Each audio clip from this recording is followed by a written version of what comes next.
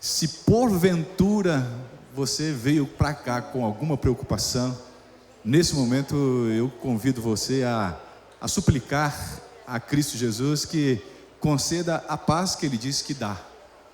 E Ele é fiel e justo em ser a nós tudo aquilo que nós precisamos. Nós não adoramos um Deus morto, nós adoramos um Deus vivo. Nós adoramos a um Deus que nos amou primeiro, que deu o seu Filho. Esse Filho veio, cumpriu a vontade do Pai, e porque Ele fez a vontade do Pai, Ele morreu, mas Ele ressuscitou. A morte não teve poder sobre Ele. E porque Ele ressuscitou, nós também temos a alegria e podemos, nesta manhã, dar glória a Deus, porque nós servimos a um Deus vivo, e o nosso amanhã é um amanhã de esperança.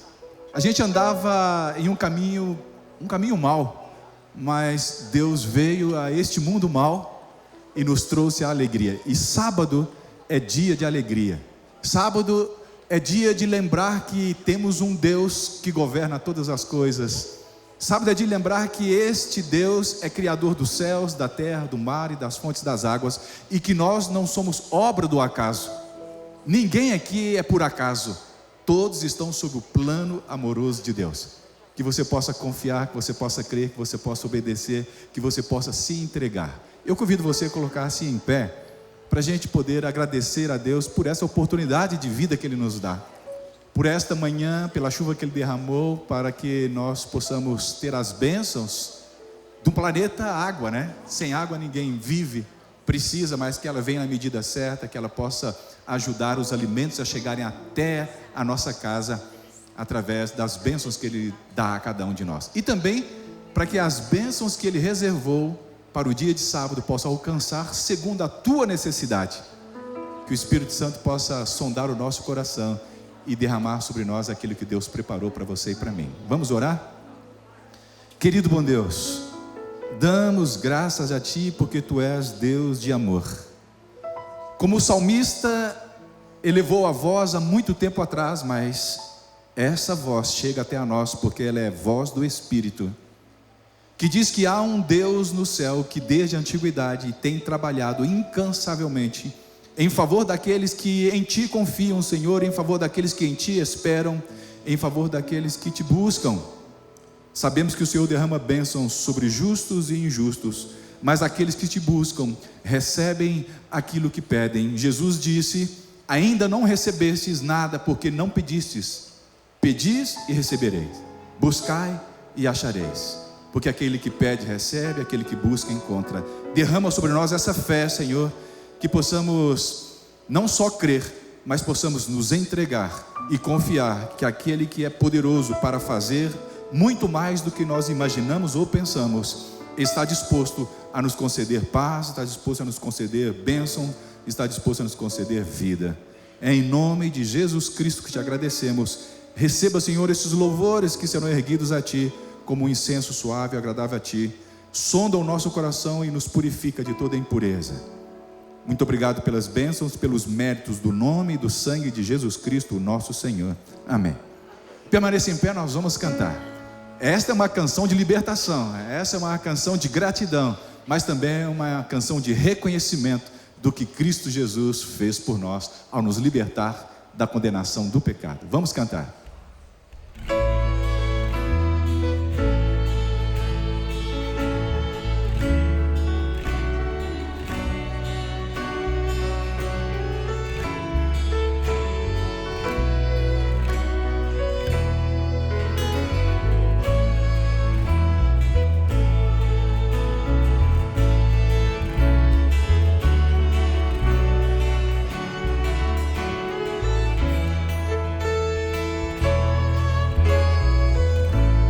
Cantemos.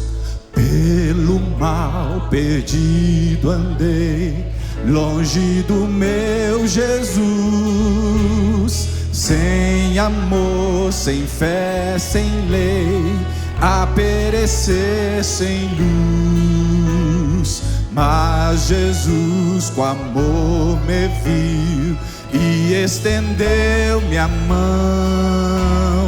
trouxe trouxe esperança e deu-me a salvação. Cristo me amou e me livrou. O seu imenso amor me transformou. Foi seu poder, foi seu querer. Sim, Cristo meu Senhor me transformou. Minha vida, todo ser, quero lhe consagrar.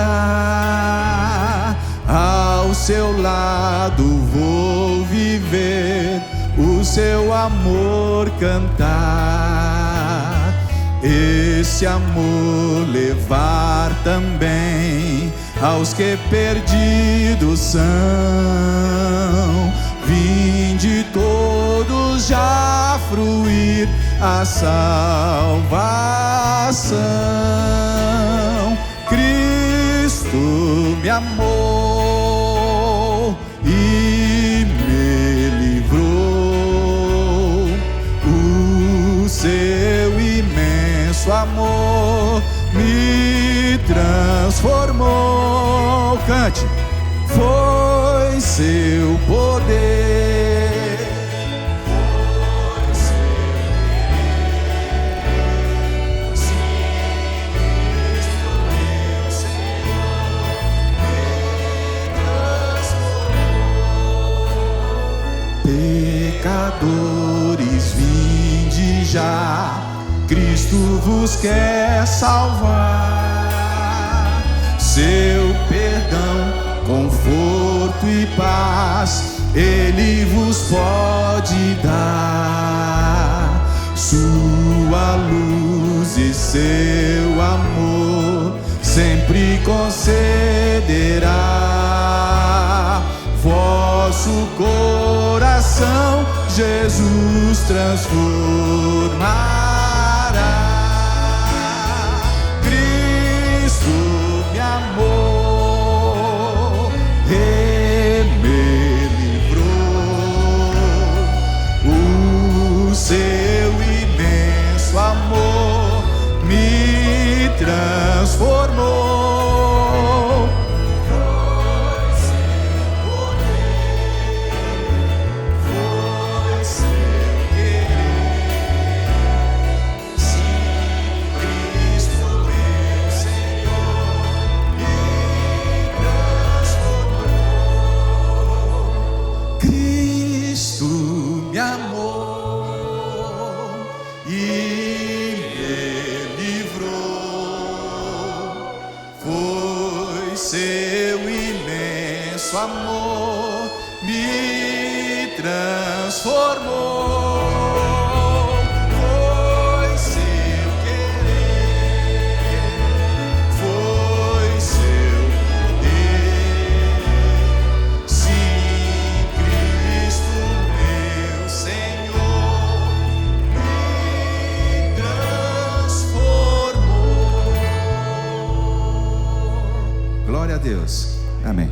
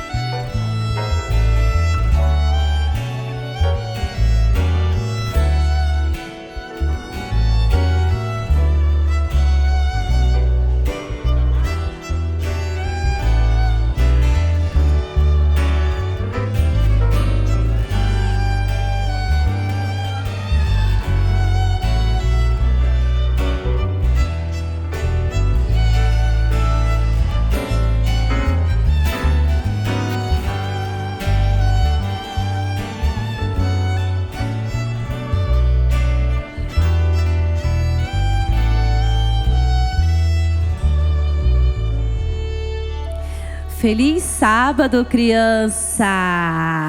Vocês estão bem? Sim, que bom. Hoje mais um sábado, mais um dia na casa do Senhor. E estamos todos felizes. E hoje eu tenho uma história muito especial para contar para vocês. Sabia que amanhã é Dia da Mulher? Quem sabia?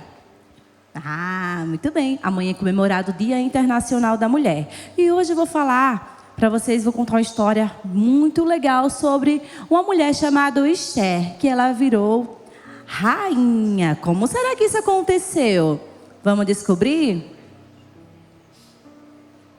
Esther, ela era uma garota simples, comum. Ela não era conhecida. Porém, ela era órfã. Ela não tinha pai e ela também não tinha mãe. Então, quem cuidava de Esther? Quem cuidava de Esther era o seu primo Mardoqueu.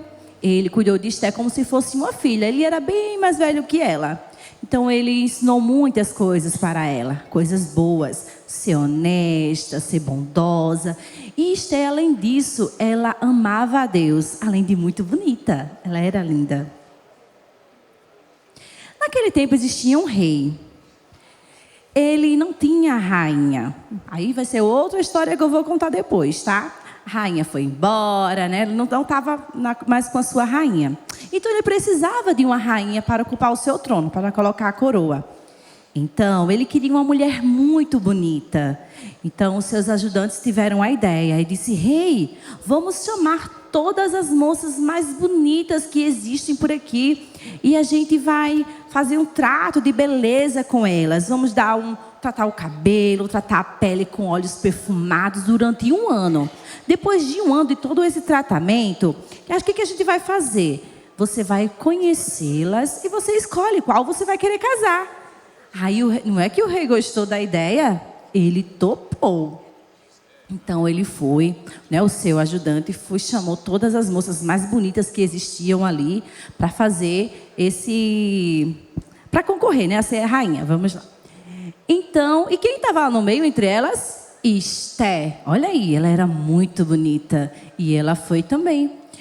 Ele gostou tanto de Esther, o ajudante, né, que ele deixou ela num quarto especial. Tinha 7 mulheres só para cuidar dela durante 1 ano.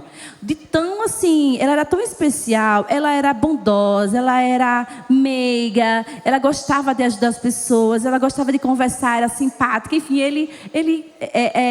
ela conquistou o coração dele. Então, por isso que ele fez isso. E ela ficou lá. Seu tratamento, né? Arrumando o cabelo, arrumando pele. Aí ficou ainda mais linda do que ela já era. E o seu primo Mardoqueu, como estava sempre por ali, todos os dias dava uma olhada, umas piadinhas para ver como é que ela estava, né? Saber se estava tudo certo. Ele tinha muito cuidado com ela, ele não se afastou dela. Sempre estava por lá, todos os dias, olhando ali no pátio do palácio. Então chegou o dia, depois de 1 ano, de o rei escolher a sua rainha. Então elas iam à tarde e só saía, né, da presença do rei no outro dia de manhã. E ela só voltava se o rei gostasse da pessoa e chamasse pelo nome. Então foi uma, aí depois foi outra. Eram as bonitas, não era? Não era? Depois foi outra, foram várias. E aí chegou a vez de Esther. Quando ele viu Esther, ele ficou apaixonado. Ela é muito linda, muito linda. E além de ser linda, além da beleza, né, externa, ela tinha uma beleza interna, né, o caráter dela. Ele gostou muito dela por ela ser essa pessoa bondosa, simpática. Ela perdoava, ela sabia perdoar, ela sabia conversar, ela era respeitosa, enfim, tudo de bom. E ele, o que aconteceu depois? Sabe que eles casaram? Sim? Sim ou não? Sim, eles casaram. E ele constituiu ela como a rainha daquele lugar, da peça.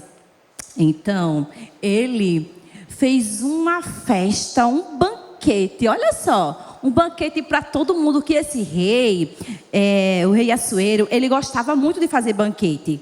Para tudo dele era banquete. Então, assim, mais um banquete para comemorar a chegada da nova rainha. Ele também distribuiu presentes para todo mundo e ainda decretou feriado, olha só, em comemoração à chegada da nova rainha.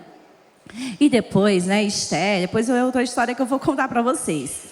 Esther, ela foi usada por Deus para livrar, para convencer o rei e livrar o povo dela, né, ela era do povo judeu, da escravidão e da morte. Então, olha só como ela foi usada por Deus. Deus tem os seus propósitos, né? Então, o que eu quero trazer hoje, crianças, é que a beleza externa é legal, né? Muita gente se importa e é bom você cuidar da sua beleza externa, mas a maior beleza para Deus é o nosso caráter, nossa beleza interna, tá bom? Então a gente tem que ser o quê? Tem que perdoar as pessoas, os amigos, não é verdade? A gente tem que saber respeitar as pessoas, tá bom? Isso é uma beleza que Deus, Ele gosta muito, tá bom? Que a gente tenha. Então vamos pedir a Deus para que a gente tenha um coração assim igual ao da Esther. Vamos orar? Posição para oração. Papai do céu, obrigada por mais um sábado na tua casa, Senhor. Obrigada por mais uma história contada. Deus, nos dá um coração assim como é da Esther. Queremos ser pessoas bondosas, pessoas que sabem perdoar o próximo. E queremos amar a Ti sobre todas as coisas. E obrigada por tudo. Amém. Tchau, crianças!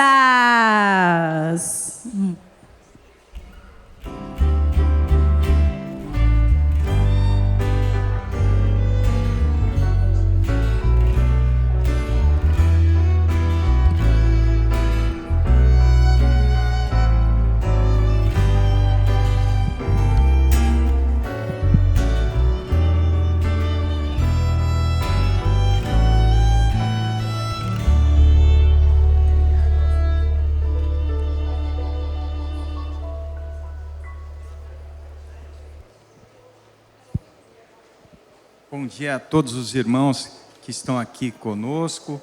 Desejo um bom dia também a todos que nos acompanham pela internet. Irmãos, é importante termos a consciência, né, neste momento que eu vou falar sobre os nossos dízimos e nossas ofertas, de que por mais que muito tenhamos, ou pouco tenhamos nessa passagem, nesta vida aqui dessa terra, tudo é de Deus. Do jeito que viemos, nós vamos, sem nada. Mas, a despeito disso, eu gostaria de ler um pequeno texto aqui com vocês. Na tradição bíblica cristã, dízimos e ofertas representam formas distintas de expressar a nossa gratidão, adoração e fidelidade a Deus dos recursos financeiros. Enquanto o dízimo é visto como um compromisso regular, a oferta é um gesto espontâneo de generosidade. Nesse momento eu relembro a vocês que se você olhar para frente aí na frente do banco que está sentado, a pessoa que está na tua frente, tem uma plaquinha com um QR Code que você pode direcionar e doar eletronicamente a sua oferta e devolver o dízimo, tá bom? Se você quiser, você também pode fazer a partir do aplicativo 7Me. E se você tiver com dinheiro em maneira não virtual, em maneira física, você pode se dirigir até os ofertórios que estão no meio do corredor. Então, nesse momento é importante que você fique à vontade para fazer a sua doação de maneira eletrônica ou de maneira física. Quais são as principais diferenças entre o dízimo e a oferta? O dízimo, historicamente, ele é definido como a entrega da 10ª parte, a devolução para Deus. É considerado um gesto estável que demonstra compromisso com a manutenção da igreja e sua missão evangelizadora.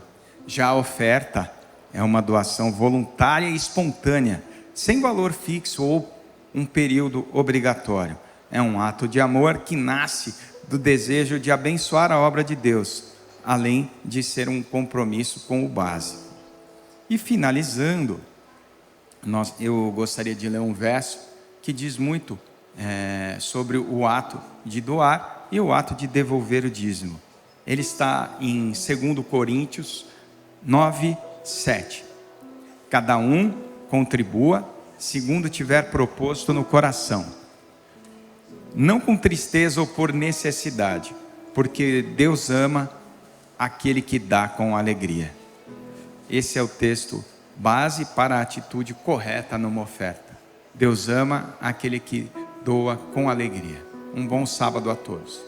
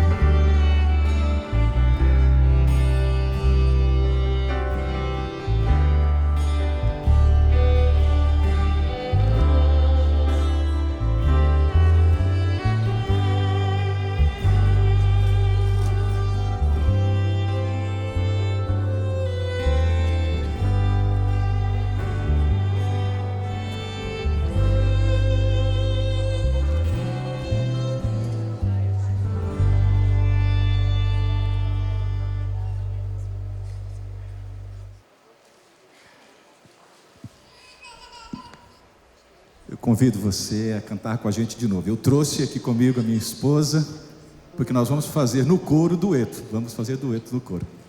É uma música muito conhecida, e esta música ela tem um sentido especial para mim, e eu creio que para você também. Você sabia que no rodapé do inário traz um salmo, traz um verso bíblico a respeito da música? E o verso bíblico, os salmos, que é dessa música, Tudo Entregarei, que nós vamos cantar, traz uma mensagem poderosa que a gente pode louvar e erguer as nossas mãos em gratidão a Deus por aquilo que Ele fez. Olha só, preste atenção comigo, faz um questionamento para o seu coração e para mim. Nós temos condições de dar alguma coisa para Deus? Temos algo de bom? Olha o que o salmista nos faz pensar: que darei eu ao Senhor por todos os benefícios que me tem feito? Eu não consigo dar nada. Por tudo aquilo que Deus tem feito para mim, a única coisa que eu posso entregar a Deus é o meu coração, para que Ele possa tomar. Mas Ele faz um convite e diz assim: tomarei o cálice da salvação e invocarei o nome do Senhor. O salmista então mostra o que a gente precisa fazer: é aceitar a salvação que Deus nos ofereceu e louvar o nome do Senhor e cumprir. Pagarei os meus votos ao Senhor agora na presença de todo o seu povo.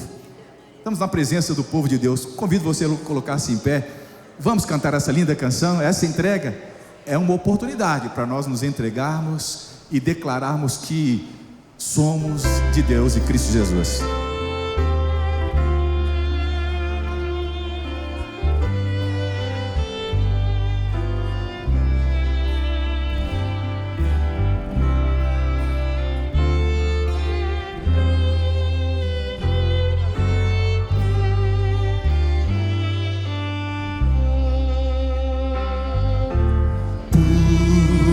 Cristo, a ti entrego tudo, sim, por ti darei.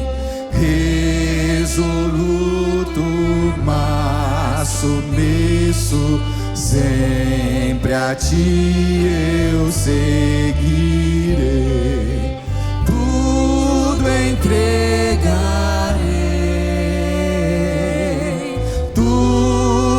Entregarei, sim, por ti, Jesus bendito, tudo deixarei. Tudo, ó Cristo, a ti entrego, corpo e alma, eis aqui. Este mundo mal renego, quero dedicar-me a ti. Tudo entregarei, tudo entregarei, sim, por ti, Jesus bendito, tudo deixarei. Tudo, ó Cristo, a ti entrego, que prazer, ó meu Senhor.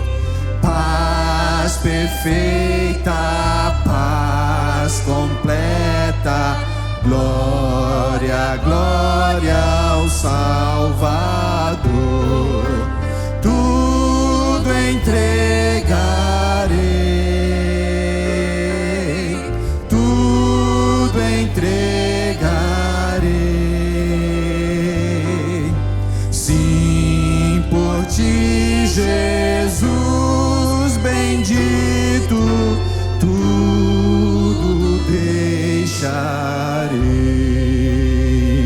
Quero ouvir a sua voz. Tudo entregarei,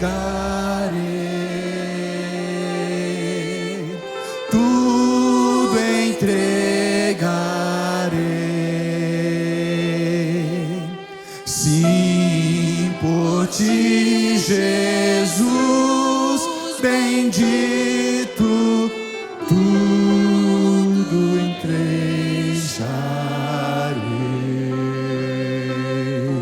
Amém. Deus seja louvado.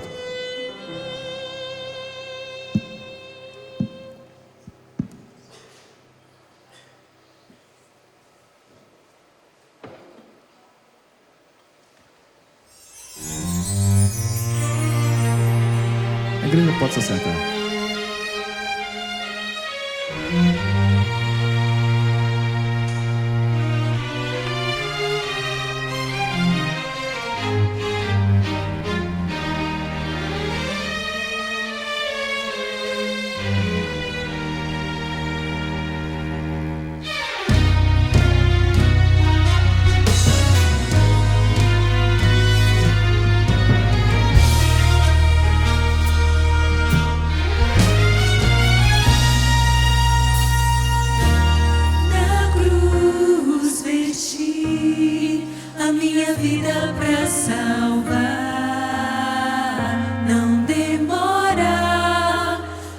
atitude agora.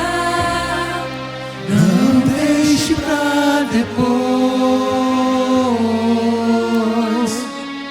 Tarde pode ser o amanhã. Hoje Cristo te chama, teu amigo e te ama, quer te dar nova vida, Perto está de voltar.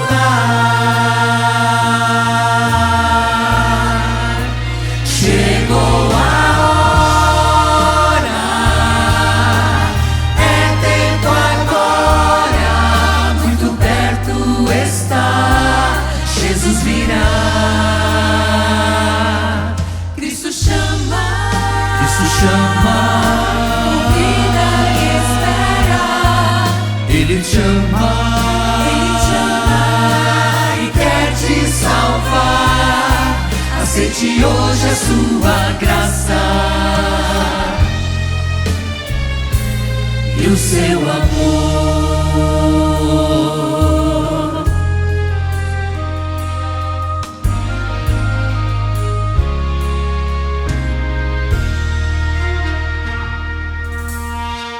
Cristo nos prometeu que nos daria um novo lar. junto dele, a vida eterna. Não há como comparar o que Ele já nos preparou. E o melhor disso tudo, E o melhor é que reinará, nunca mais o pecado, nova vida Ele nos dará. Chegou a hora, é tempo agora, muito perto está, Jesus virá. Cristo chama, Cristo chama, vida e espera. Ele te ama, Ele te ama e quer te salvar. Aceite hoje a sua graça e o seu amor. Decide agora de quem é seu coração e reine em Cristo em seu viver. Chegou a hora, é tempo agora, muito perto está, Jesus virá. Cristo chama, Cristo chama, vida e espera. Ele te ama, Ele te ama e quer te salvar. Aceite hoje a sua graça e o seu amor.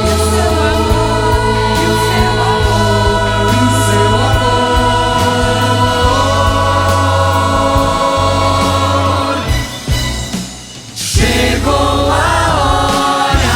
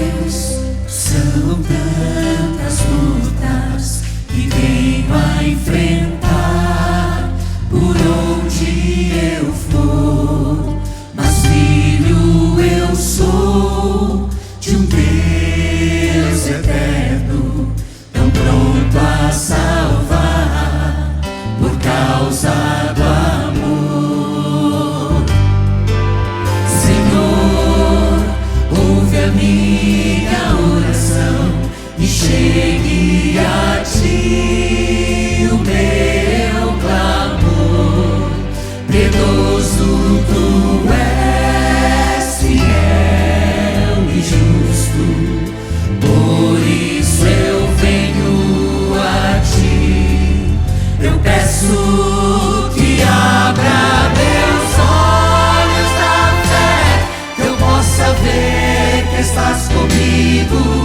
não escondas teu rosto de mim.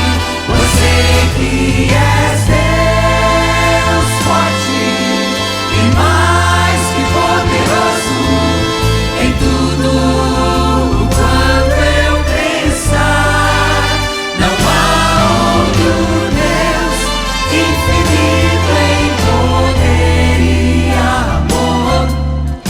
Me compreenda meu ser, não há lugar ou poder pra conter seu amor eterno, pronto a salvar.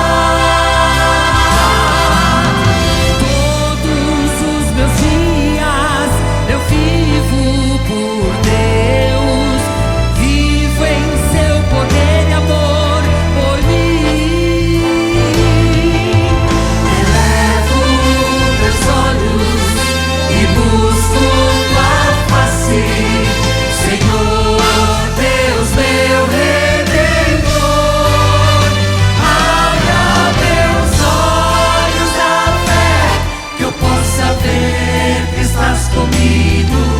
Não escondas teu rosto de mim, pois sei que és Deus forte e mais que poderoso, em tudo quanto eu pensar, não há outro Deus infinito em poder e amor.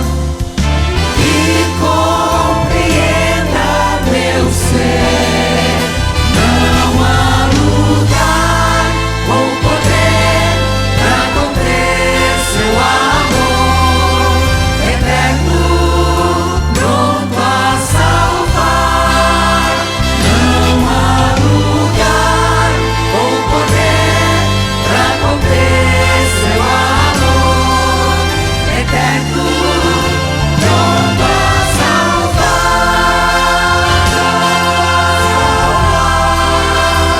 Pronto a salvar, pronto a salvar.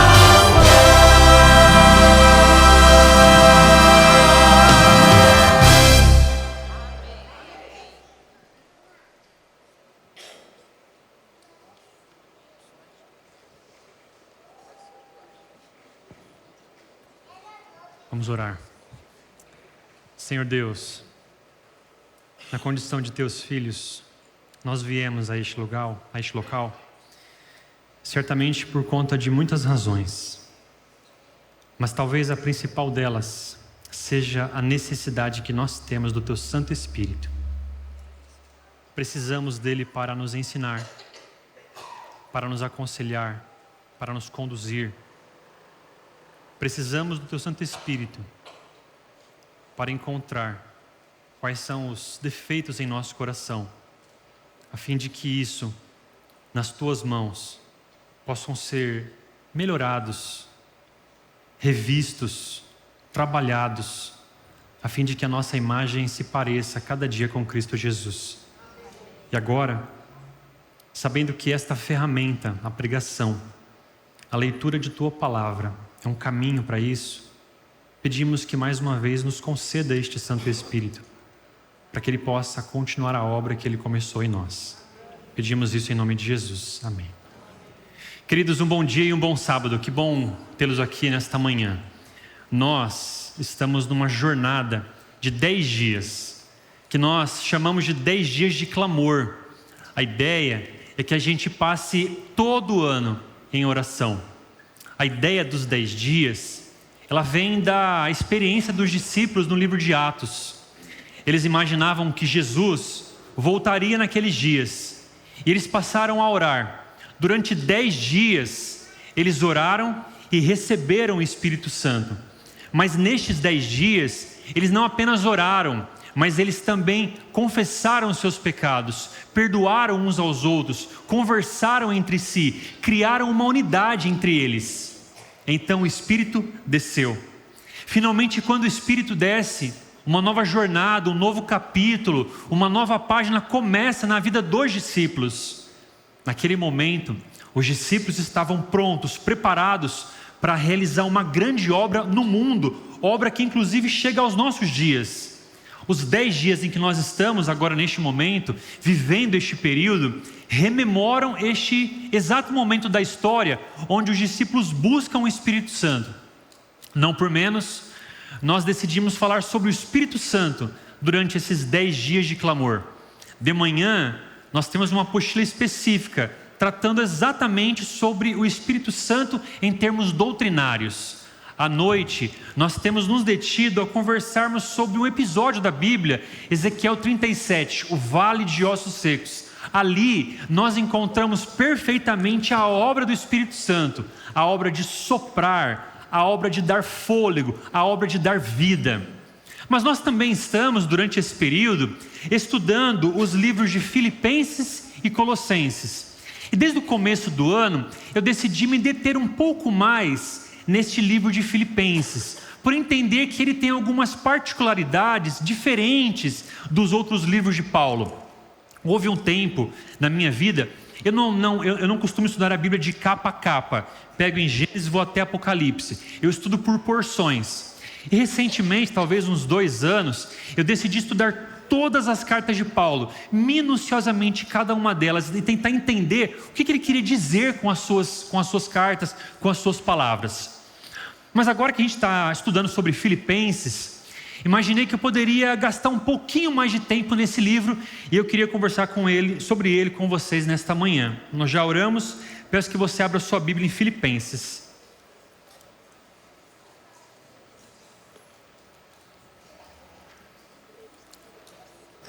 Nós leremos apenas 3 versos deste livro de Paulo aos Filipenses, desta carta.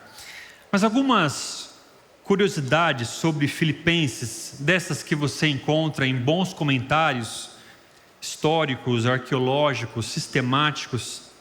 A carta de Paulo aos Filipenses foi escrita para uma igreja. Só para você conceber como eram as igrejas naquele tempo, muito semelhante ao que é hoje. As igrejas eram distritos, então a igreja de Filipe funcionava como uma sede. Havia outras igrejas ao redor. Então a igreja de Filipenses é a igreja da cidade de Filipos. Onde fica a cidade de Filipos? Na Macedônia Antiga, Grécia atual. Essa cidade, ela foi fundada por Filipe II. Quem é Filipe II? Pai de Alexandre o Grande, um personagem conhecido da história. Naquele tempo era comum que as pessoas fundassem uma cidade e dessem àquela cidade o nome do fundador. A minha cidade não foi exatamente assim. Eu nasci em Jaboticabal e naquele tempo havia muita jabuticaba. Então as pessoas chegaram ali e pensaram, essa cidade se chamará Jaboticabal, em virtude de sua característica. No entanto, Filipe olha para aquela região, olha para aquela cidade, funda aquele território e diz, ela vai se chamar Filipos, em homenagem a Filipe II, pai de Alexandre. Uma cidade antiga, foi fundada em 356 a.C. E uma cidade que não havia presença judaica. Você sabe que os judeus, eles experimentaram, vivenciaram a diáspora, ou seja, eles foram espalhados ao redor do mundo. Então havia comunidades judaicas em torno de todo o Império Romano. Quando você tem, por exemplo, 10 judeus, a lei judaica dizia que você já podia formar uma sinagoga, mas não havia sinagoga em Filipos, não havia judeus em Filipos. Então Paulo tem um trabalho ainda mais difícil, porque quando Paulo vai desenvolver o seu trabalho evangelístico no Império Romano, ele começava em uma sinagoga. A partir dessa sinagoga, como um QG central, ele difundia o evangelho para aquela cidade e para as regiões mais próximas àquela cidade. Nesse momento, ele tem um grande desafio, um grande obstáculo, porque não há uma sinagoga ali. Então o trabalho dele tem que ser um pouquinho diferente, tem que ser mais voltado para aquelas pessoas com aquela mentalidade, não religiosa, não cristã, não judaica. Então ele funda uma igreja nessa cidade de Filipos. Ele funda essa cidade, ou melhor, essa igreja nessa cidade, na sua segunda viagem missionária. Você sabe que Paulo teve 3 ocasiões em que ele viveu uma mission trip, e aqui, nessa segunda mission trip, ele funda a igreja na cidade de Filipos. Isso ocorreu ao redor do ano 52 e 53. Ele escreve a sua carta a esta igreja cerca de 10 anos depois, no ano 62, quando ele estava preso em Roma. E o tema da carta é alegria. Vamos falar sobre isso. Filipenses capítulo 1. Obrigado.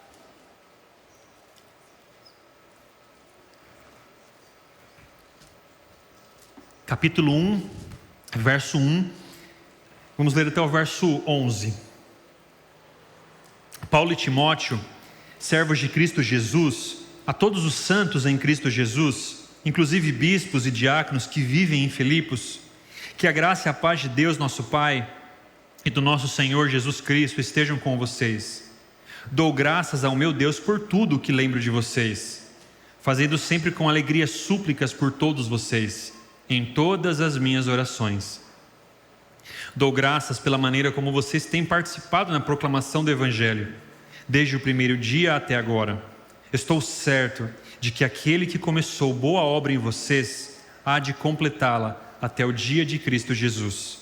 Aliás, é justo que eu assim pense de todos vocês, porque eu os trago no coração, seja nas minhas algemas, seja na defesa e confirmação do Evangelho, pois todos vocês são participantes da graça comigo, pois Deus é testemunha da saudade que tenho de todos vocês no profundo afeto de Cristo Jesus.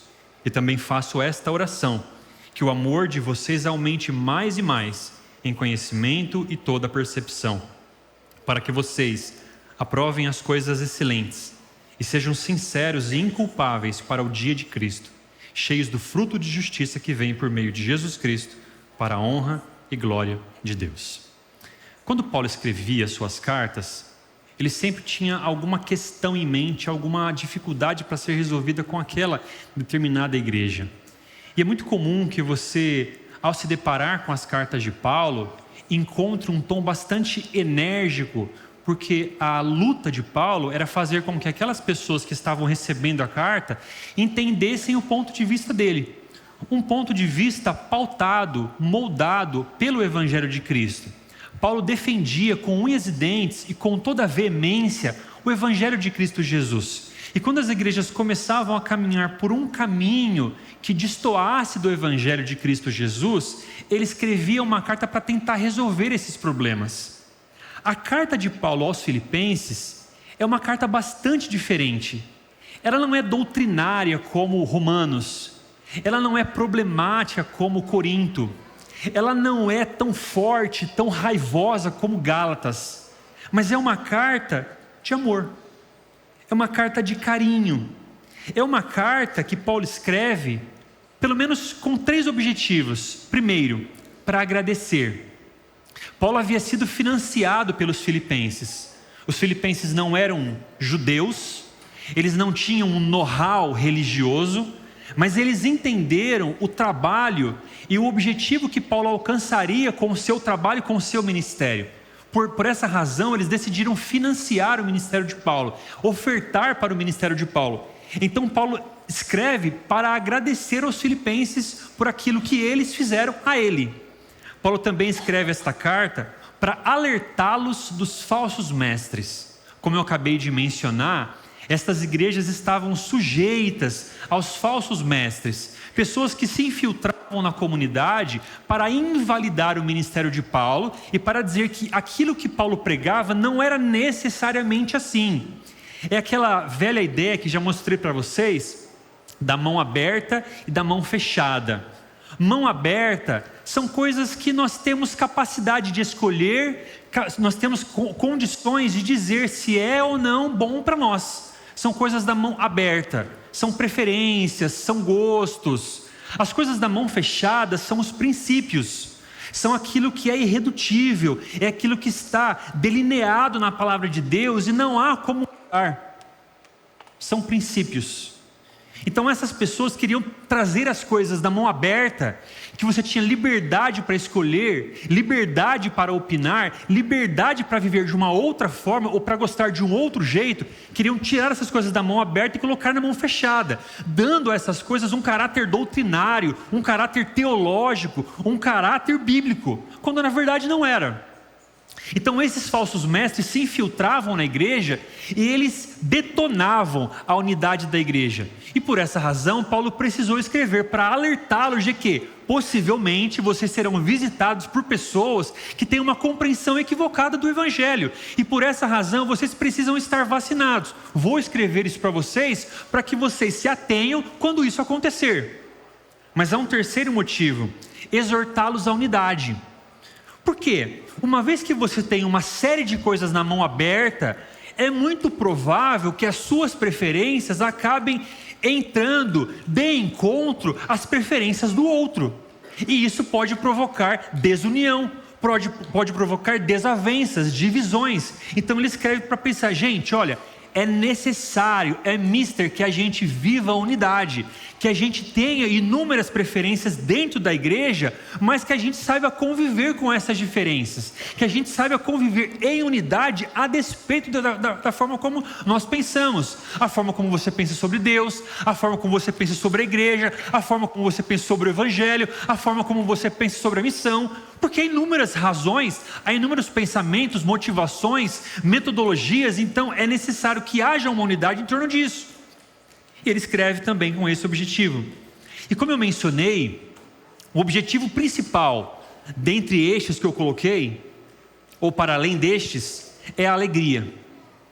Em 14 ocasiões nós temos a alegria e os seus cognatos sendo desenvolvido pelo raciocínio de Paulo nesta carta. O objetivo de Paulo nesta carta, o motivo pelo qual ele escreve, é a alegria.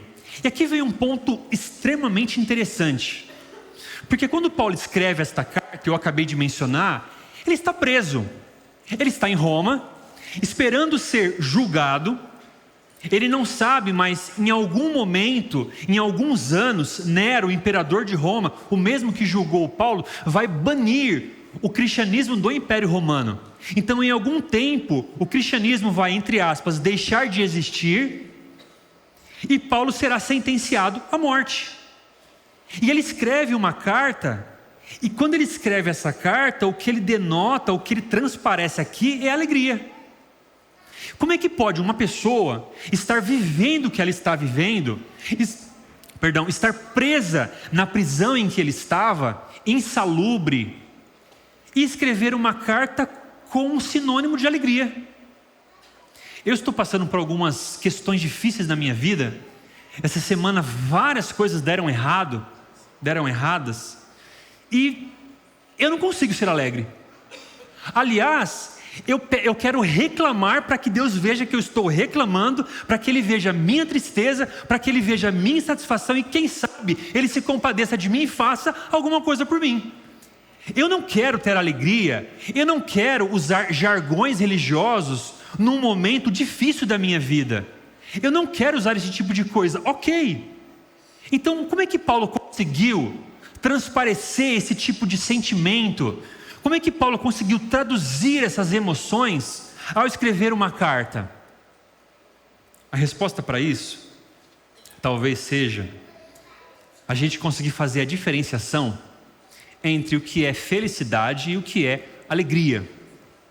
Felicidade e alegria. O que é felicidade?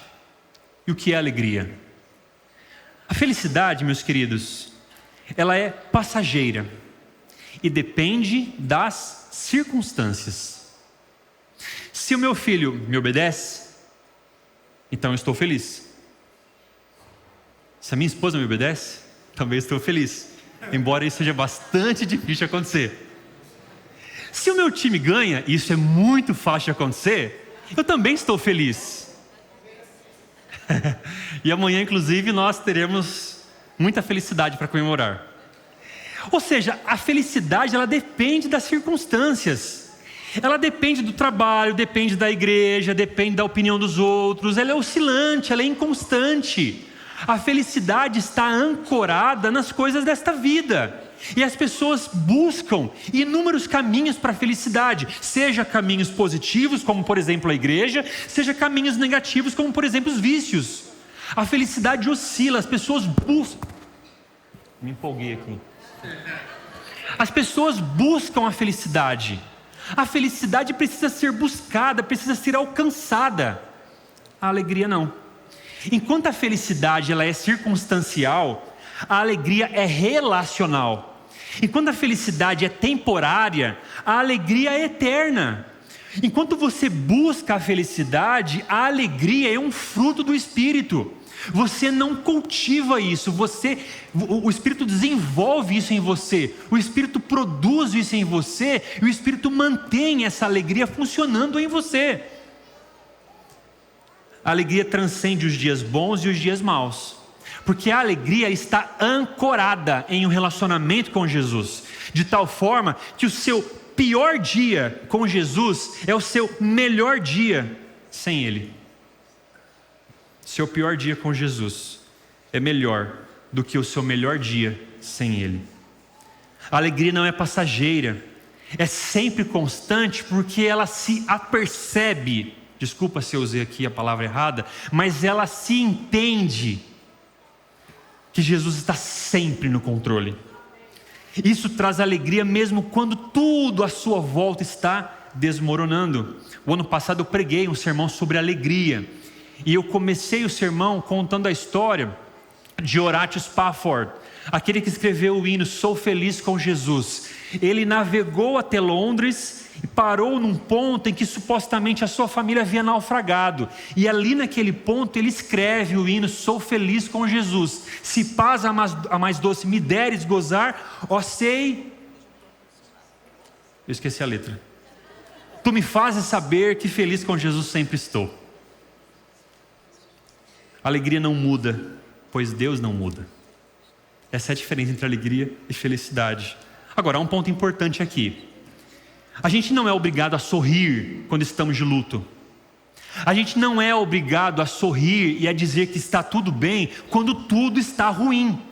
A gente é esse tipo de pessoa, né? A gente chega aqui à igreja e as pessoas perguntam, está tudo bem? E a gente, para manter um ar de cristão, sim, está tudo bem, Deus está no controle. Você sabe que Deus não está no controle da sua vida. Sim, Ele está, mas você acha que não está. E você diz, vai dar tudo certo, Deus vai conduzir, Deus vai fazer, mas você não acredita nisso. Então você fala isso justamente para tentar se convencer, ou para convencer as outras pessoas que você é um bom cristão. Mas não é verdade. A alegria no grego é a palavra chará, que significa deleite sereno. Não é fingimento, não é um riso forçado, é um deleite sereno, independente das circunstâncias. Está tudo ruim? Sim, está tudo ruim, mas eu continuo ancorado no meu relacionamento com Jesus. Ele tem um controle sobre tudo. Quais os motivos que temos para nos alegrar? Leia comigo Filipenses 1, versículo 6.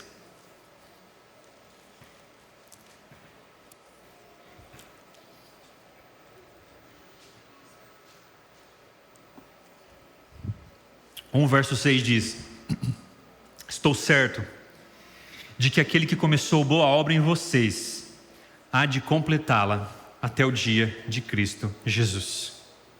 Queridos, esse verso eu mencionei ontem, eu tenho giz de cera, e então eu pinto os versos que me chamam a atenção.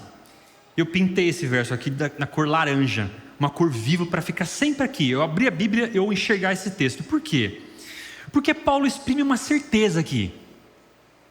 Deus vai terminar o que Ele começou. Esse é o primeiro motivo para a alegria. Vamos pensar um pouquinho, vamos analisar esse verso aqui. Ele diz assim, estou certo. No grego quer dizer, eu estou plenamente convencido. Eu tenho tanta certeza, eu estou tão confiante que eu quero compartilhar.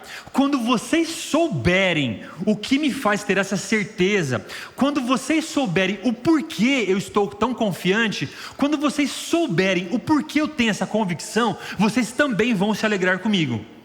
E qual é a minha certeza? Deus vai terminar a obra que Ele começou. Amém, igreja? Deus vai terminar a obra que Ele começou. Ou seja, Deus não está apenas envolvido em nos salvar. Ouçam, Deus também está envolvido em nos manter salvos. Amém? Deus não está envolvido apenas em nos salvar, em começar uma obra em nós, mas Ele também está envolvido em terminar esta obra, nos manter salvos. Isso é importante ser dito. Porque alguns concebem a salvação como sendo: Deus nos salvou em Cristo, nós não podíamos pagar essa dívida, a gente precisava de um intercessor, de um mediador, de um pagador, a gente não tinha condições, mas Deus apareceu e tomou toda a iniciativa. Agora é comigo, porque o passaporte Ele me deu, mas o visto eu preciso conseguir. Agora eu preciso demonstrar a Deus que eu sou grato pela salvação que Ele me deu. Agora eu preciso demonstrar ao Senhor que eu sou responsável pela salvação que Ele me deu, que eu estou comprometido com a salvação que Ele me ofereceu. Então, por essa razão, eu preciso demonstrar para as pessoas ao meu redor e para Deus que eu estou na linha. Afinal de contas, se porventura acontecer alguma coisa de ruim, Deus não pode me culpar por isso. Por quê? Porque eu estou fazendo tudo certo. Eu salvei você, agora é contigo. Alguns pensam assim. Mas o meu filho está aqui. Hoje está só eu e ele porque a mãe está pregando numa outra igreja. Mas imagina que eu levasse o meu filho lá para 25 de março. E por alguma razão, eu o deixasse ali. Filho, você já está grandinho já tem 4 anos, já consegue se comunicar, já consegue se virar, já faz as suas coisas, já arruma a sua cama, já come sozinho. Vou te deixar aqui na 25 de março para que você possa, vou fazer o seguinte: você vai pegar um ônibus, você vai chegar até a nossa casa, vai apertar o botão do elevador, vai subir para casa. Ok. Um pai em condições normais faria isso? Em condições normais não. Se eu não tenho condições de deixar o meu filho sozinho na 25 de março, como é que Deus, em sua plena misericórdia, na abundância da sua graça, nos deixaria sozinhos nesse mundo em que vivemos? Não é concebível pensar assim. João, concordando com Paulo, diz assim, 1 João 4,13: nisto conhecemos que permanecemos nele e que ele permanece em nós, pelo fato de nos ter dado do seu Espírito. Aqueles que aceitaram a Jesus recebem, desculpa a expressão, de lambuja o Espírito Santo. Aqueles que aceitaram a Jesus recebem o Espírito Santo. Eu tinha um professor na faculdade que dizia assim: se porventura um dia a Bíblia se perder e sobrar somente Romanos capítulo 8, o cristianismo estaria resguardado. Porque ali em Romanos capítulo 8 a gente tem um resumo de toda a Bíblia, toda ela. E lá Paulo discorre sobre a obra do Espírito. Ele diz que o Espírito faz 3 coisas. Primeira, o Espírito nos empodera. O Espírito nos empodera. Esse mesmo professor dizia assim: quando você é batizado e recebe o perdão dos seus pecados, você também recebe o Espírito Santo. É como se Deus propusesse a você uma nova vida, mas Deus sabe que você não tem condições de viver essa vida. Então, para que você possa conseguir viver essa vida, Ele te dá o Espírito Santo. Você percebe como que não tem nada a ver com você, é tudo com Deus? Ele quer para você uma vida, porque Ele sabe que essa vida vai fazer bem para você. Ele quer para você uma nova forma de viver, uma nova forma de pensar, porque a forma que você vive hoje, a forma como você pensa hoje, machuca você. Então, em sua plena graça e misericórdia, Ele diz a você: batiza-se, aceita Jesus, porque o seu passado eu apago por completo, mas agora o seu futuro, daqui por diante, eu vou garantir por você. Eu vou te dar o meu Santo Espírito e Ele vai estar com você o tempo todo para tornar você a imagem e semelhança do meu Filho, Jesus. Então Ele nos empodera. Nós não temos falta de poder, às vezes nos falta vontade. Às vezes nos falta decidir, às vezes nos falta conceber que Deus nos deu a liberdade e a vontade de poder exercer isso. Não nos falta poder, mas Ele também nos adota. Ele nos coloca como seus filhos, independente de quem somos, Independente se estamos tendo sucesso ou não, Ele nos chama de seus filhos, nos adota e Ele intercede por nós. Eu vou confessar para vocês que nas últimas semanas eu não tenho sabido o que dizer para Deus, que não seja clichê.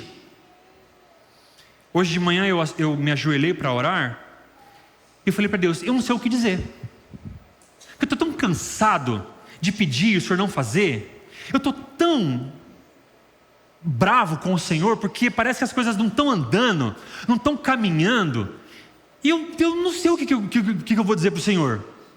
Eu não sei o que o Senhor quer ouvir. O Senhor quer que eu te louve? O Senhor quer que eu te engrandeça? Você quer que eu diga que o Senhor é maravilhoso? Eu não sei o que eu devo dizer. E aí o texto diz que o Espírito Santo, Ele intercede por nós com gemidos inexprimíveis. Os gemidos inexprimíveis, Ele traduz as palavras que nós não conseguimos dizer.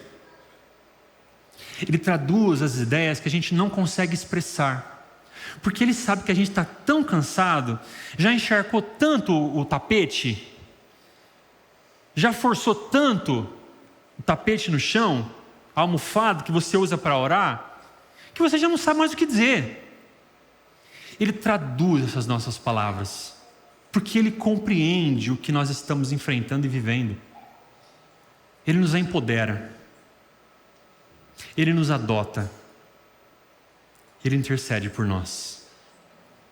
E eu olho para o Espírito Santo como aquele que nos aconselha, nos orienta, nos encoraja, nos guia, nos acompanha, nos desafia. E talvez a forma mais bonita, Ele torce para a gente fazer a escolha certa. Ele está ali torcendo para a gente usar a nossa liberdade que Deus nos concedeu em favor do que é bom. Essa é a obra do Espírito. João capítulo 3,16. Todo mundo sabe esse verso. O grande problema é que a gente não lê o verso 17.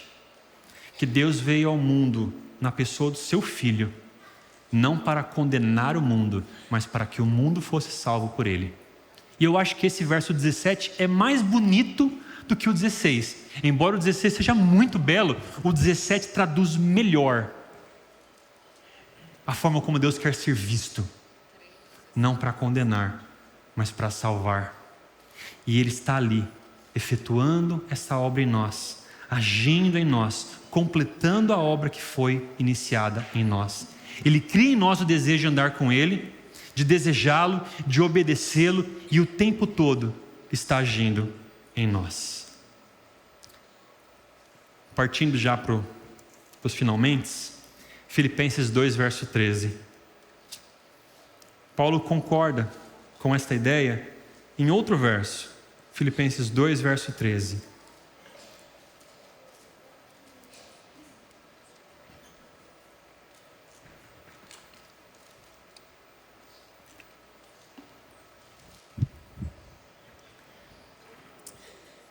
Porque Deus é quem efetua em vocês tanto o querer como o realizar, segundo a sua boa vontade.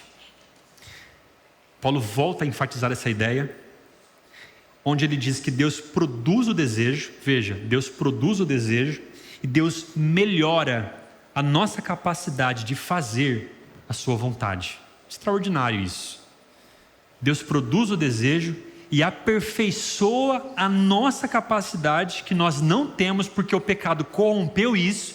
O pecado nos corrompeu de tal forma que nem as nossas melhores ações podem ser aprovadas. Até as nossas melhores ações são maculadas pelo pecado. Mas Deus aperfeiçoa a nossa capacidade de fazer a sua vontade. Ele nos alinha, Ele nos recoloca, nos recalibra a sua vontade. Isso é muito encorajador, especialmente aqueles que sentem que o sucesso da corrida depende deles e não conseguem assim desfrutar de alegria. Esse verso está aqui como um lembrete de que Deus está agindo em nós. Portanto, queridos, apoiem-se nele, busquem-no, Ele está ao nosso lado.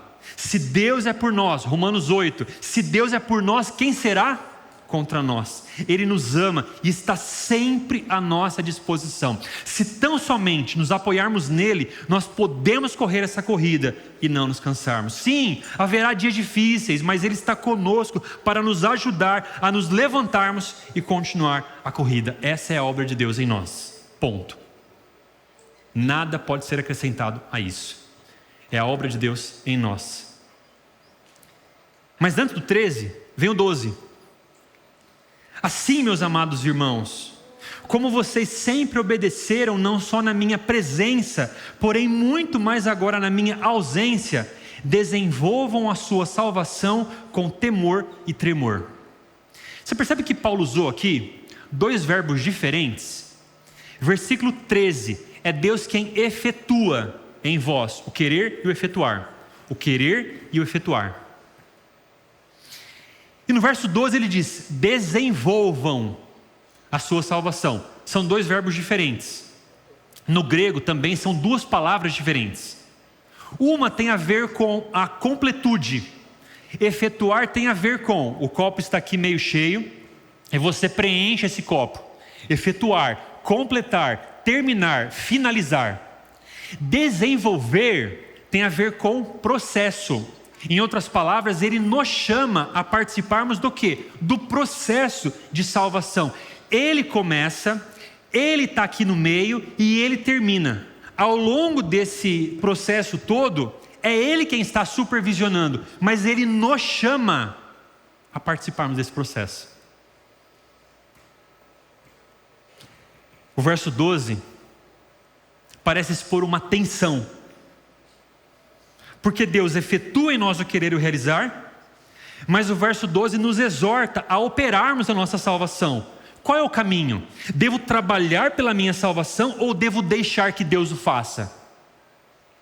Deus cria em nós o desejo de correr, mas não nos força a corrida,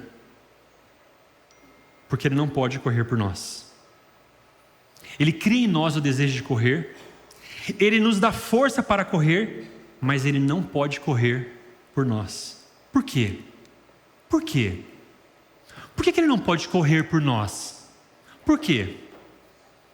Porque a salvação devolve algo para a gente que se chama liberdade. A gente perdeu a liberdade por causa do pecado. A liberdade é a característica mais cara de Deus para com os seres humanos. Isso significa que você tem toda a liberdade de pecar. E ouça, por favor, não recorte essa parte. Está tudo bem se você pecar, porque você está usando a sua liberdade que Deus lhe deu. Sim, o pecado sempre traz consequências, mas, entre aspas aqui, está tudo bem você pecar, porque você está usando a liberdade que Ele te deu. Mas Ele nos leva para um outro caminho. Use a liberdade que eu lhe dei, que eu restaurei em você, para que você agora decida por um caminho diferente desse caminho que você está acostumado a fazer antes, que estava acostumado a fazer antes de receber a salvação. Qual é o caminho? Trabalhar pela minha salvação ou deixar que Deus o faça? A resposta é as duas coisas. As duas coisas. Porque o próprio Paulo usa esses dois versos para dizer: desenvolvam a salvação com temor e tremor. É Deus quem efetua em vós o querer e o efetuar. Ele não coloca separado esses dois versos, um no capítulo 1, outro no capítulo 2. Ele coloca junto para dizer: existe um caminho do meio. Porque há linhas teológicas que vão dizer: Deus faz tudo. Senta, espera que Deus faz tudo. É tudo obra de Deus. Mas o outro caminho diz: não, o ser humano tem que aceitar, o ser humano tem que fazer, o ser humano tem que se comprometer. Então há duas correntes filosóficas, não, teológicas, em torno do que é salvação. Mas a Bíblia em toda ela propõe um caminho do meio. Ele age pelo poder do seu Espírito para nos encorajar, para nos guiar, para nos confortar, para nos aconselhar, nós trabalhamos em conjunto com Ele, decidindo, Ele não pode decidir por nós, renunciando, Ele não pode renunciar por nós, abrindo mão de nossas vontades, Ele não pode fazer isso por nós, dos nossos desejos, dos nossos pensamentos, escolhendo o certo e rejeitando o errado. E embora essa seja uma obra conjunta, a gente pode ter a certeza de que ela não depende do nosso sucesso, mas do poder de Deus, porque Ele vai terminar o que Ele começou. E por quanto tempo Ele fará isso? Até a volta de Jesus. Queridos, Deus não nos exorta a não pecar porque Ele está sendo ciumento, mas porque Ele sabe o quanto o pecado nos machuca. E como um Deus de amor, Ele não quer nos ver machucados. Mas Ele sabe que algumas decisões não podem ser tomadas por Ele, mas por nós. Ele não é moralista. Ele não é legalista. Ele não é caprichoso. Ele é acolhedor. E como um Deus que acolhe, Ele está dizendo: eu tenho algo para você. Eu tenho uma vida em abundante para você desfrutar. Mas esse caminho que você está escolhendo, esse caminho está prejudicando você. Esse caminho está prejudicando quem está próximo a você. Esse caminho está te maltratando. Deixa eu te levar para um outro caminho. Ele está ali torcendo por nós. Deus não nos castiga, queridos. Eu já disse isso inúmeras vezes. Deus não nos castiga. Aconteceu alguma coisa ruim na sua vida, não é porque você não estava indo para a igreja. A minha vida estava de mal a pior. Fazia 5 anos que eu não ia para a igreja. De repente um acidente aconteceu e eu voltei para a igreja. Não, Deus não fez isso. Deus não usa o mal para conseguir o bem.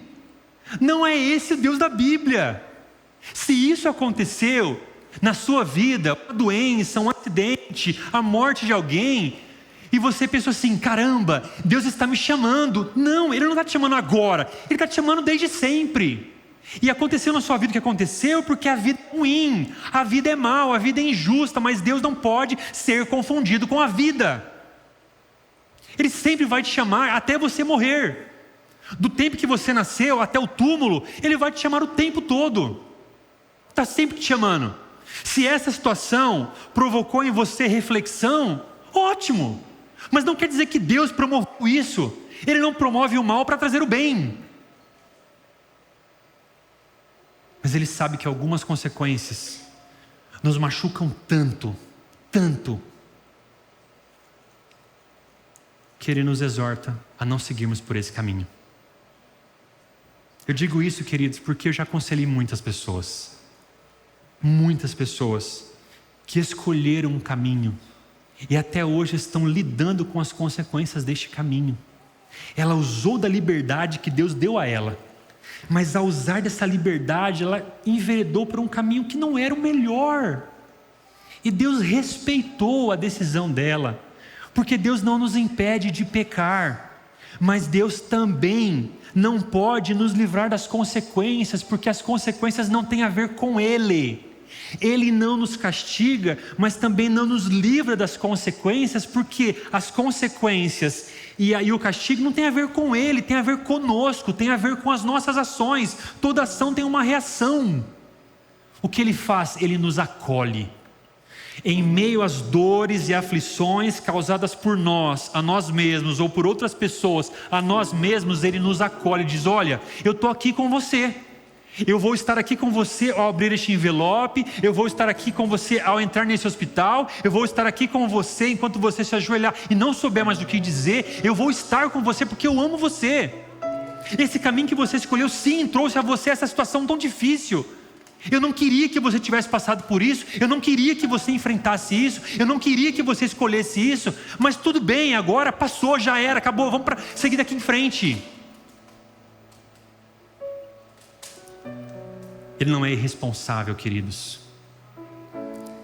A graça não se opõe ao esforço, ela se opõe ao mérito. E a gente precisa conceber isso todos os dias para entender que o que Ele nos ofereceu é lindo. É maravilhoso viver esse processo da salvação, porque Ele é um Deus acolhedor, é um Deus curador, é um Deus que não condena, mas que salva, é um Deus que não aponta, mas redime. É um Deus que cuida de todo o processo, enquanto nos chama a participar da beleza dEle. O Salmo 138 diz assim: o que diz respeito a mim, o Senhor levará a bom termo.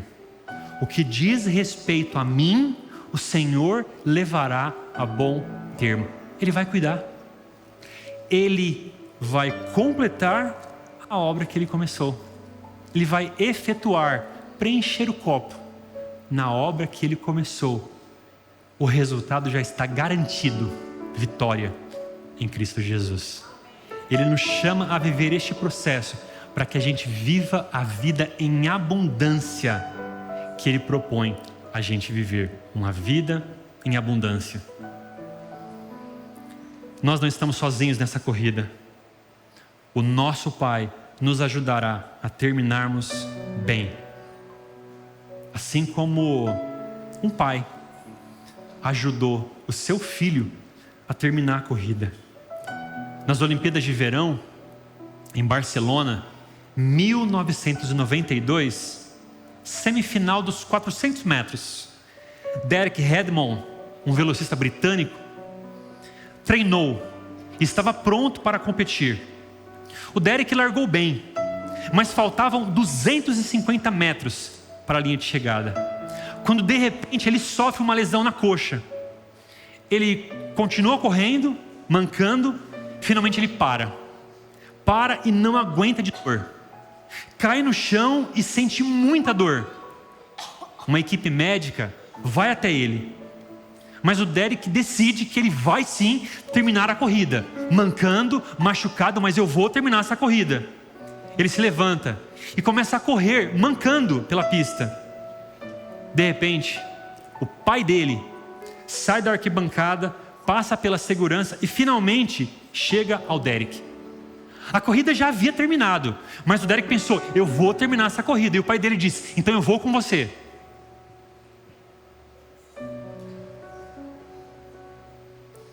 O pai o abraça, o pai o acolhe e o pai corre junto com ele.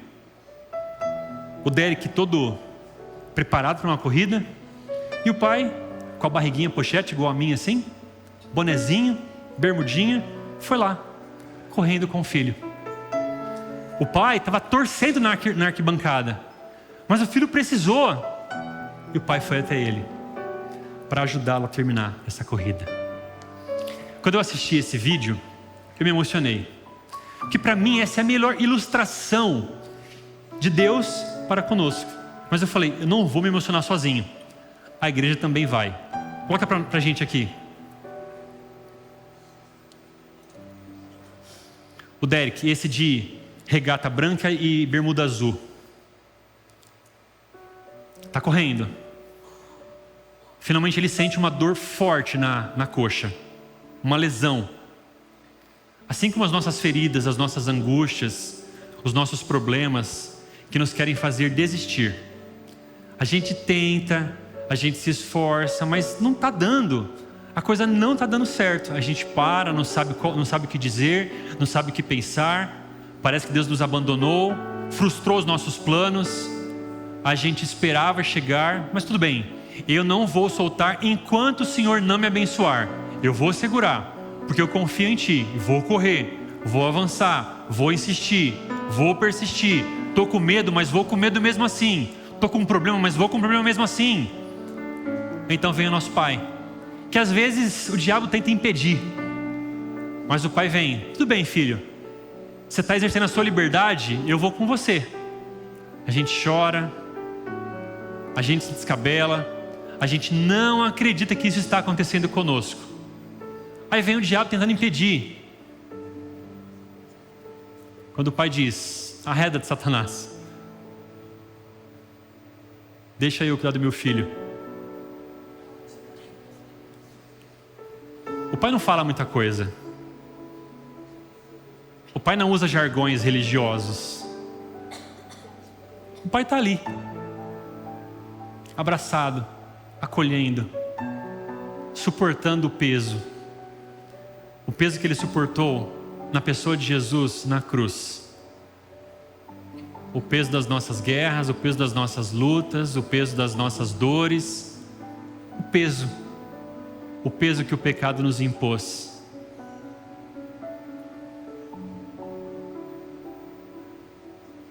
O filho até diz: eu quero ir para lá. E o pai: não, vamos para cá, vamos para outro canto. Eu vou terminar essa corrida. Eu não vou soltar da sua mão enquanto o Senhor não me abençoar. Ainda que o Senhor fira a minha coxa, ainda que a vida fira a minha coxa, eu não vou soltar enquanto o Senhor não me abençoar. Queridos, da próxima vez que você se sentir cansado nesta corrida, lembre-se desta cena. É assim que o nosso Pai vem ao nosso encontro. Nós estamos mancando, tentando terminar, e o nosso Pai amoroso vem até nós para nos ajudar a cruzar a linha de chegada. Eu estou tão certo disso, tão plenamente convencido, que se você se convencer, a sua alegria será completa. Aquele que começou a boa obra em você vai terminá-la, não por causa do seu sucesso, não por causa das suas obras, mas porque Ele é um Deus acolhedor, curador, restaurador, te ama e quer dar a você uma vida em abundância. Não sei qual é a sua corrida, sei quais são as minhas, mas você tem as suas. Não sei o quão mancando e o quão capaz você tem sido de correr estas corridas, mas o Pai está ali. O Pai está ali. Ele vai estender a mão, como foi com Pedro. Pedro está afundando. Ele vai estender a mão. Pedro, pode vir, sozinho. Estou te olhando, estou te acompanhando. Se você precisar, você tem a minha mão. E Pedro precisou, e Deus estendeu. Sair do barco era uma escolha de Pedro, não era uma escolha de Jesus. A sua escolha é essa: é andar por essas águas turbulentas, é continuar correndo a corrida, porque se alguma coisa der errado, Ele vai reverter isso, Ele vai acolher, Ele vai transtornar, Ele vai transformar. Você pode ter a certeza que o resultado está garantido. É o meu desejo para vocês. Amém. Obrigado, Deus, pelo teu acolhimento. Obrigado pela certeza da salvação que temos em Cristo Jesus. Mas obrigado porque o Senhor também não nos trata como crianças de 4 anos. O Senhor nos trata como adolescentes, como jovens, como adultos que podem fazer escolhas. Obrigado porque o Senhor é um Deus que nos trata, que nos acolhe como um filho de 4 anos, mas também nos guia como um filho de 50. Obrigado porque o Senhor nos respeita. Obrigado porque o Senhor nos educa. Obrigado porque a graça, como disse o apóstolo Paulo, ela nos transforma dia após dia e educando-nos para a piedade. Obrigado, Deus, por ser esse Deus tão diferente dos nossos deuses. Obrigado por ser esse Deus tão diferente das nossas muitas vozes. Obrigado por ser esse Deus dos nossos muitos pensamentos. Obrigado, Pai, por ser quem o Senhor é na nossa vida. Sim, tem coisas que a gente não concorda com o Senhor. Tem coisas que a gente não queria que o Senhor fizesse desse jeito. Mas a gente sabe que lá na frente vai fazer sentido. Hoje não faz. Então hoje a gente exprime o nosso descontentamento para com o Senhor. Mas por favor, até para isso, tenha paciência conosco.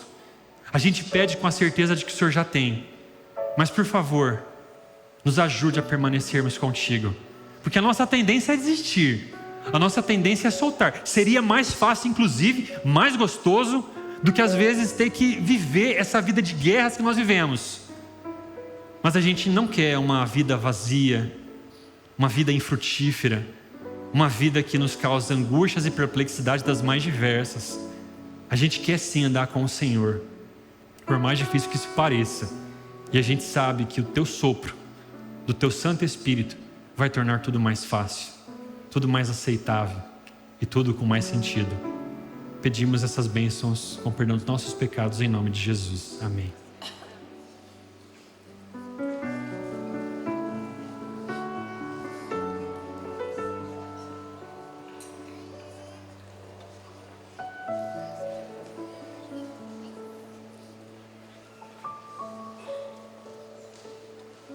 Convido você a colocar-se em pé, vamos cantar Graça, Amor e Comunhão.